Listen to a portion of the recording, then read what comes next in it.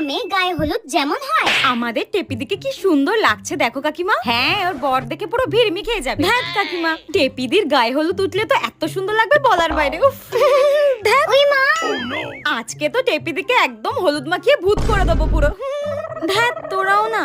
কিন্তু টেপিদি, তুই বিয়ে করে চলে যাবি, আমাদেরকে একদম ভুলে যাবি বল। হ্যাঁ, তুই এসব কি কথা বলছিস? তোদের সঙ্গে আমি বড় হয়েছি, ছোটবেলা থেকে আমরা একসঙ্গে খেলাধুলা করেছি, আর তুই এরকম কথা বলতে পারলি? আচ্ছা আচ্ছা, নে নে নে, অনেক দেরি হয়ে গেছে, এবার গায়ে হলুদের পর্বটা শুরু করো। অনেক দেরি হয়ে গেছে, ওদিকে আমার অনেক কাজ আছে। আবার রাত্রে তো তুই আমাকে ছাড়া সাজবি না, আর এই গ্রামের কেউই তো আমাকে ছাড়া সাজে না, তুই তো জানিসই। হ্যাঁ ঠিক আছে ঠিক আছে, অনেক দেরি হয়ে গেছে, এবার তোমরা আমাকে হলুদ মাখানো শুরু করো। দাঁড়া, সবার আগে আমি তোকে মাখাই। কাকিমা, ভালো করে ঘষে ঘষে মাখা ওকে। হ্যাঁ, তোরা চুপ কর তো।